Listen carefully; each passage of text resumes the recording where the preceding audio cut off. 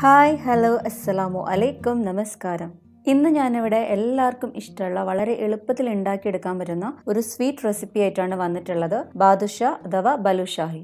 അതിന് വേണ്ടിയിട്ട് ഞാനിവിടെ 2 കപ്പ് മൈദ എടുത്തിട്ടുണ്ട്, 6 ടേബിൾ സ്പൂൺ നെയ്യ്, 4 ടീസ്പൂൺ തൈര്, 1 teaspoon baking powder, 1 table spoon പഞ്ചസാര, 1 നുള്ള് ഉപ്പ്. ആദ്യം എടുത്തു വെച്ചിട്ടുള്ള 2 കപ്പ് മൈദയിലേക്ക് 6 ടേബിൾ സ്പൂൺ നെയ്യ് ചേർത്ത് കൊടുക്കാം.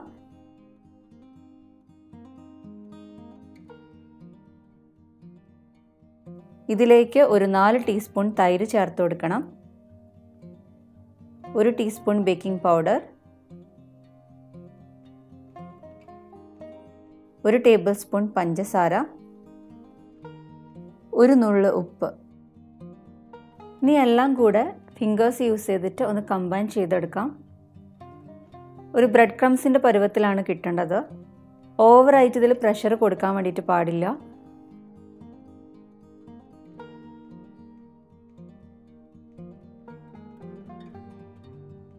ഇപ്പം ബ്രെഡ് ക്രംസിൻ്റെ പരുവത്തിൽ കിട്ടിയിട്ടുണ്ട്.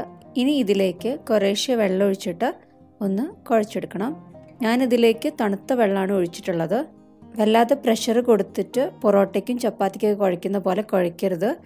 ഫിംഗേഴ്സ് മാത്രം യൂസ് ചെയ്തിട്ട് ഒന്ന് എല്ലാം കൂടെ കമ്പൈൻ ചെയ്തെടുത്താൽ മതി. ഇപ്പോൾ നല്ല സ്മൂത്തായിട്ടുള്ള മാവ് തയ്യാറായിട്ടുണ്ട്. ഇത് കണ്ടോ, ഇങ്ങനെ ലെയേഴ്സ് വരണം. ഇതാണ് ഇതിൻ്റെ കറക്റ്റ് പാകം. ഇനി ഈ മാവ് നനഞ്ഞൊരു തുണി കൊണ്ട് മൂടുക. എന്നിട്ടൊരു 15 to 20 മിനിറ്റ്സ് ഒന്ന് റെസ്റ്റ് ചെയ്യാൻ വേണ്ടിയിട്ട് മാറ്റി വയ്ക്കാം. ആ സമയം കൊണ്ട് ഇതിലേക്കുള്ള ഷുഗർ സിറപ്പ് തയ്യാറാക്കണം.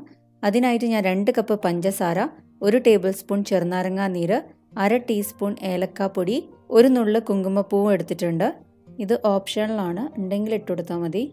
ഇനി ഒരു നോൺ സ്റ്റിക്ക് പാനിലേക്ക് 2 കപ്പ് പഞ്ചസാര ചേർത്ത് കൊടുക്കാം. ഇതിലേക്ക് 1 കപ്പ് വെള്ളം ഒഴിച്ചു കൊടുക്കാം. എത്രയാണോ പഞ്ചസാര എടുത്തത് അതിന് നേർ പകുതിയാണ് വെള്ളത്തിൻ്റെ അളവെടുക്കേണ്ടത്. എന്നിട്ട് നന്നായിട്ടൊന്ന് മിക്സ് ചെയ്യുക. ഇനി മീഡിയം ഫ്ലെയിമിലിട്ടിട്ട് ഇതൊന്ന് തിളപ്പിച്ചെടുക്കണം. ഇപ്പോൾ ഇവിടെ ഷുഗർ സിറപ്പ് നന്നായിട്ട് തിളയ്ക്കാൻ തുടങ്ങിയിട്ടുണ്ട്. ഇനി പഞ്ചസാരയിലുള്ള അഴുക്ക് കളയാൻ വേണ്ടിയിട്ട് ഞാനിവിടെ 1 ടേബിൾ സ്പൂൺ പാല് ഈ ഷുഗർ സിറപ്പിലേക്ക് ചേർത്ത് കൊടുക്കുന്നുണ്ട്. കുറച്ചുകൂടി കഴിയുമ്പോൾ ഇതുപോലെ പഞ്ചസാരയിലെ അഴുക്ക് മുഴുവന് പാത്രത്തിൻ്റെ സൈഡിലായിട്ട് അടിഞ്ഞ് കൂടിയിട്ടുണ്ടാവും. ഇതൊരു സ്പൂണ് വെച്ചിട്ട് ഒന്ന് എടുത്തു മാറ്റാം.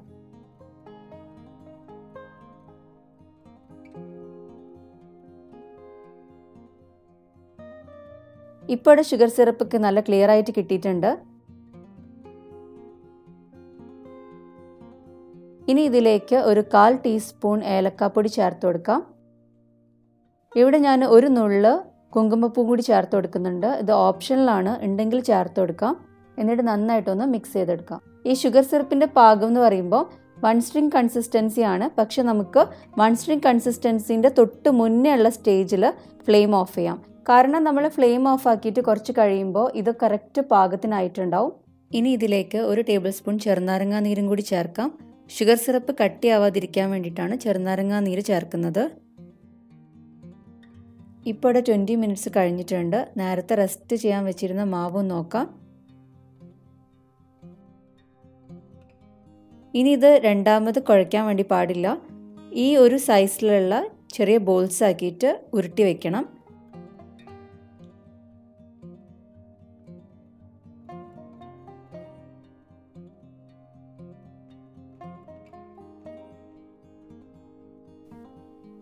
ഇനി ഓരോ ഉരുളി എടുത്തിട്ട് ഉള്ളം കയ്യിൽ വെച്ചിട്ട് ഇതുപോലെ ഒന്ന് ലൈറ്റായിട്ട് ഒന്ന് റോൾ ചെയ്തെടുക്കാം.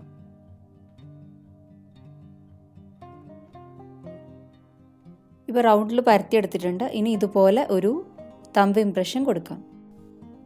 ഇതുപോലെ ബാക്കിയുള്ള ബാദുഷയും ചെയ്തെടുക്കാം. നമ്മൾ ചെയ്യുന്ന സമയത്ത് അധികം ക്രാക്ക് ഇല്ലാതെ ഒന്നും കിട്ടില്ല. കാരണം നമ്മൾ അധികം പ്രഷർ കൊടുക്കാതെയാണ് ഇത് കുഴച്ചെടുത്തിട്ടുള്ളത്. അതുകൊണ്ട് തന്നെ ചെറിയ ചെറിയ ക്രാക്സ് ഒക്കെ ഉണ്ടാവും. എന്നാൽ മാത്രമേ ഉള്ളൂ ഇതിൻ്റെ ഉള്ളിലേക്ക് ഷുഗർ സിറപ്പ് നന്നായിട്ട് കയറുള്ളൂ. ആദ്യത്തെ ബാച്ചിൽ ഫ്രൈ ചെയ്യുന്ന ബാദുഷ മാത്രം ഉരുട്ടിയെടുക്കുക.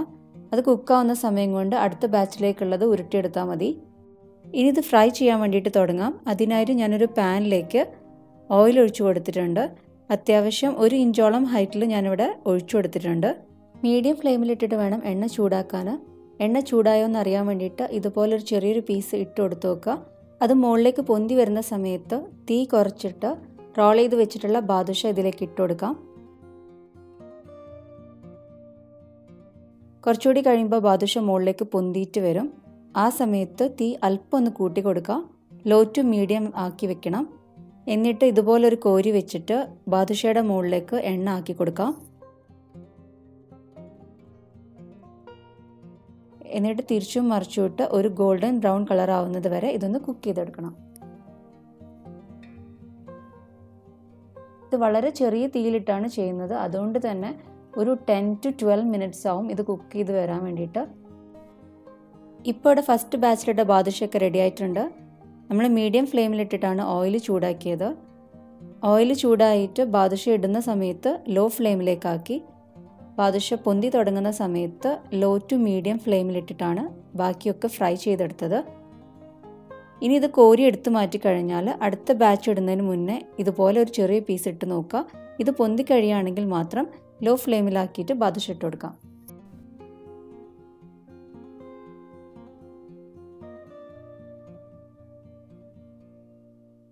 ഇനി ഫ്രൈ ചെയ്ത് വെച്ചിട്ടുള്ള ബാദുഷ ഷുഗർ സിറപ്പിലേക്ക് ഇട്ട് കൊടുക്കാം.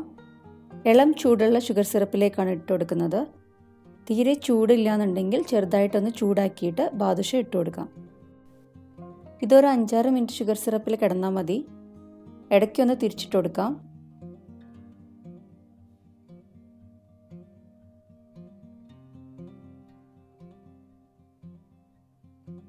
ഇപ്പോൾ ഇതൊരു 5-6 മിനിറ്റ് കഴിഞ്ഞിട്ടുണ്ട്. ഇനി ഇത് ഷുഗർ സിറപ്പിൽ നിന്ന് എടുത്ത് മാറ്റാം.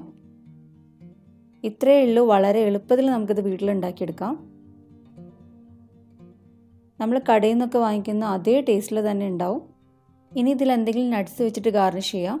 ഞാനിവിടെ ചോപ്പ് ചെയ്തിട്ടുള്ള പിസ്ത വെച്ചിട്ട് ഗാർണിഷ് ചെയ്യാണ്. എല്ലാവരും ഇതുപോലെ ഒന്ന് ട്രൈ ചെയ്ത് നോക്കുക. നിങ്ങളുടെ ഫീഡ്ബാക്ക്സ് അറിയിക്കണം. ലൈക്ക് ചെയ്യുക. നിങ്ങളുടെ ഫ്രണ്ട്സിനും റിലേറ്റീവ്സിനും ഷെയർ ചെയ്ത് കൊടുക്കുക. ഇതുവരെ സബ്സ്ക്രൈബ് ചെയ്യാതെയാണ് കാണുന്നതെങ്കിൽ സബ്സ്ക്രൈബ് ചെയ്യുക.